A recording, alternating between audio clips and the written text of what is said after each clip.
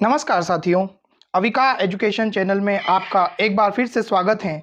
और हम आपके लिए भौतिक विज्ञान का एक बहुत ही इंटरेस्टिंग और प्रतियोगी परीक्षाओं के लिए बहुत ही महत्वपूर्ण टॉपिक लेकर आए हैं, जिसका नाम है मापन में त्रुटियां। ये त्रुटियां होती क्या है और किस तरह से इन्हें ज्ञात किया जाता है। आपको पता होगा, जब भी हम प्रैक्टिकल करते हैं तो भौतिक राशि के वास्तविक मान से हमें प्रेक्षित मान कुछ भिन्न प्राप्त होता है। तो उस वास्तविक मान और प्रेक्षित या मापित मान में जो अंतर होता है उसे ही हम त्रुटि कहते हैं। इसको यूं समझ सकते हैं, जैसे जी का गुरुत्वीय त्वरण जी का वास्तविक मान है 9.8 मीटर प्रति सेकंड स्क्वायर, लेकिन जब हम प्रैक्टिकल करते हैं तो हो सकता है हमें जी का मान मिले 10 मीटर प्रति सेकंड स्क्वायर। इन दोनों में जो डिफरेंस होता है g dash minus g 10 minus 9.8 is equal to 0.2 metre per second square, यही कहलाता है मापन की त्रुटि। तो आइए समझते हैं इस त्रुटि को। सबसे पहले हम जानेंगे कि त्रुटियां होती किस कारण हैं। तो त्रुटियों के विभिन्न कारण हो सकते हैं, जैसे प्रेक्षण हम सही से नहीं पढ़ें या यंत्र की यथार्थता की सीमा कम हो। इसे यूं समझ सकते हैं, एक रेखाखंड है जिसकी वास्तविक लंबाई है 4.55 सेंटीमीटर। अब स्केल से जब हम इसका मापन करते हैं तो स्केल में एक पॉइंट आता है 4.5 और अगला पॉइंट आता है 4.6, लेकिन इसकी लंबाई 4.5 से कुछ अधिक है और 4.6 भी नहीं है। तो स्केल इसका पूर्ण यथार्थता से मान नहीं दे सकता है, और हम या तो इसका मान 4.5 पढ़ते हैं या 4.6 पढ़ते हैं। तो यह त्रुटि विशेषकर कोई त्रुटि नहीं है, यह यंत्र की यथार्थता की सीमा है। और जैसे यंत्र की बनावट में कोई दोष हो, कोई यंत्र ही त्रुटिपूर्ण बनावट का हो, तो मापन में त्रुटि आ जाती, या भौतिक स्थितियों में परिवर्तन के कारण भी त्रुटि आती है। जैसे गुरुत्वीय त्वरण जी की ही बात करते हैं, ध्रुवों पर इसका मान भिन्न होता है और भूमध्य रेखा पर इसका मान भिन्न आता है। तो जैसी स्थिति में हम जी का मान प्रेक्षित करेंगे, हमें उसमें कुछ परिवर्तन प्रेक्षित होगा। और सबसे बड़ी त्रुटि हो सकती है कि प्रेक्षण लेने वाला प्रेक्षक या तो अनुभवहीन हो या लापरवाही से प्रेक्षण करे। त्रुटियों को व्यक्त कैसे किया जाए कि अभिव्यक्ति के आधार पर त्रुटियों को 3 वर्गों में विभाजित करते हैं। पहला है निरपेक्ष त्रुटि, दूसरा आपेक्षिक त्रुटि और एक और है प्रतिशत त्रुटि। निरपेक्ष त्रुटि से आपेक्षिक त्रुटि प्राप्त करने के बीच में हमें माध्य निरपेक्ष त्रुटि को भी ज्ञात करना होता है। आइए जानते हैं निरपेक्ष त्रुटि, माध्य निरपेक्ष त्रुटि, आपेक्षिक त्रुटि और प्रतिशत त्रुटि कैसे ज्ञात की जाए। सबसे पहले जानते हैं निरपेक्ष त्रुटि को। किसी भौतिक राशि के वास्तविक मान और प्रेक्षित मान में अंतर को ही निरपेक्ष त्रुटि कहा जाता है। निरपेक्ष त्रुटि जो है हर प्रेक्षण के लिए अलग अलग होती है और दूसरे प्रेक्षण से प्रभावित नहीं होती है। आइए जानते हैं भौतिक राशि का वास्तविक मान क्या है और इसे कैसे ज्ञात करते हैं। यदि किसी भौतिक राशि को n बार मापित करते हैं और उसके मापित मान a1, a2, a3 हैं, तो इन सभी मापित मानों का जो माध्य मान होगा वही अपना क्या कहलाएगा, वास्तविक मान। अतः वास्तविक मान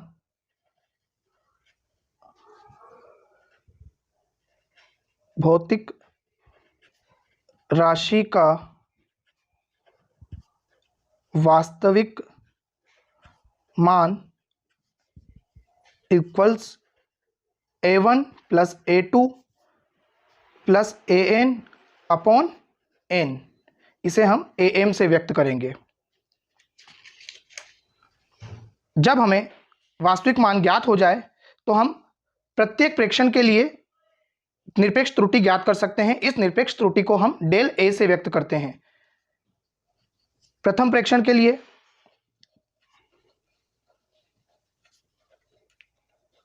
निरपेक्ष त्रुटि del a1 is equal to am minus a1।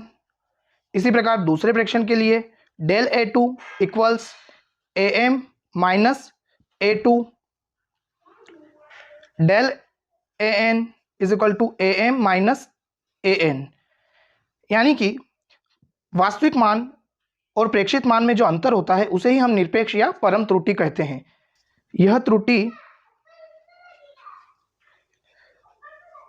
धनात्मक या ऋणात्मक हो सकती है।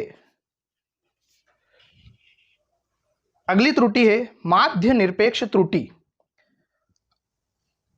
भौतिक राशि के मापन में प्राप्त सभी निरपेक्ष त्रुटियों के परिमाणों का माध्य ही माध्य निरपेक्ष त्रुटि कहलाता है।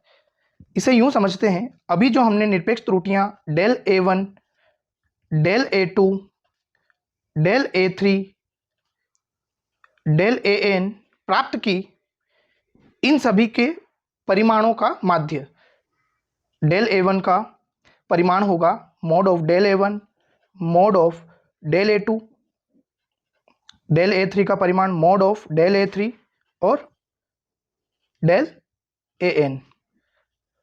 तो माध्य निरपेक्ष त्रुटि होगी माध्य निरपेक्ष त्रुटि equals mod of del A1 plus mod of del A2 plus dash dash dash mod of del AN upon n प्रेक्षण है तो n का भाग लगाएंगे। इसे हम डेल A बार से डिनोट करते हैं। आपेक्षिक त्रुटि, माध्य निरपेक्ष त्रुटि डेल A बार और वास्तविक मान AM के अनुपात को आपेक्षिक त्रुटि कहते हैं। तो हम लिख सकते हैं आपेक्षिक त्रुटि इक्वल्स माध्य निरपेक्ष त्रुटि अपॉन वास्तविक मान del A bar upon AM। और सबसे फाइनल त्रुटि प्रतिशत त्रुटि। प्रतिशत त्रुटि को आपेक्षिक त्रुटि में 100 का गुणा करने पर प्राप्त किया जा सकता है। प्रतिशत त्रुटि equals del A bar upon AM into 100%। निरपेक्ष त्रुटि, माध्य निरपेक्ष त्रुटि, आपेक्षिक त्रुटि और प्रतिशत त्रुटि। इन शॉर्ट हम समझते हैं, यदि हमारे प्रेक्षित मान A1, A2 dash dash dash AN है तो निरपेक्ष त्रुटि होगी del A1 is equal to AM minus A1, del A2 is equal to AM minus A2, del A3 is equal to AM minus A3 and del AN is equal to AM minus AN। और माध्य निरपेक्ष त्रुटि, ये जितनी भी निरपेक्ष त्रुटियां प्राप्त हुई हैं इनके परिमाणों का औसत लेने पर माध्य निरपेक्ष त्रुटि प्राप्त होती है। और माध्य निरपेक्ष त्रुटि में भौतिक राशि के वास्तविक मान AM का भाग देते हैं तो प्राप्त होती है। और आपेक्षिक त्रुटि में 100 का गुणा करने पर प्रतिशत त्रुटि प्राप्त हो जाती है। आइए एक सवाल के द्वारा विभिन्न त्रुटियों को ज्ञात करने की प्रैक्टिस करते हैं। सवाल है, एक प्रयोग में कांच का अपवर्तनांक के प्रेक्षण 1.52, 1.41, 1.50, 1.54 और 1.46 प्राप्त हुए। तो इसके आधार पर निरपेक्ष त्रुटि, माध्य निरपेक्ष त्रुटि, आपेक्षिक त्रुटि और प्रतिशत त्रुटि की गणना कीजिए। सोल्व करते हैं। चूंकि अपवर्तनांक का नोटेशन है म्यू, तो प्रथम प्रेक्षण हुआ μ1 इक्वल्स 1.52, μ2 इक्वल्स 1.48, μ3 इक्वल्स 1.50, μ4 1.54 एंड μ5 1.46। सबसे पहले हम इस भौतिक राशि का वास्तविक मान ज्ञात करते हैं। वास्तविक या माध्य मान इक्वल्स, इसको लिखेंगे μm is equal to μ1 plus μ2 plus μ3 plus μ4 plus μ5 upon 5। सो वास्तविक मान आ जाएगा 1.52 plus 1.48 plus 1.50 plus 1.54 plus 1.46 upon 5। इन सभी को जोड़ने पर प्राप्त होता है 7.50 अपॉन 5। तो माध्य मान आ जाएगा 1.50। इसके बाद अब निरपेक्ष त्रुटियां ज्ञात करते हैं। तो del μ1 equals μm minus μ1 equals 1.50 minus 1.52। Solve करेंगे, आ जाएगा minus 0.02 del mu two equals mu m minus mu two 1.50 minus 1.48 result आ जाएगा, plus 0.02 del mu three equals mu m minus mu three, ये हो जाएगा 0.0 del mu four equals mu m minus mu four 1.50 minus 1.54 minus 0.04 and del mu five mu m minus mu five equals 1.50 minus 1.46 plus 0.04। अब ज्ञात करते हैं माध्य निरपेक्ष त्रुटि। माध्य निरपेक्ष त्रुटि equals mod of del mu 1 mod of del mu 2 mod of del mu 3 plus mod of del mu 4 plus mod of del mu 5 upon 5. So we put the value mod of del mu 1 is equal to minus 0.02 का mod plus del mu 2 का mod, तो 0.02 mod में, फिर 0 mod में, फिर del mu 4 तो minus 0.04 plus 0.04 upon 5।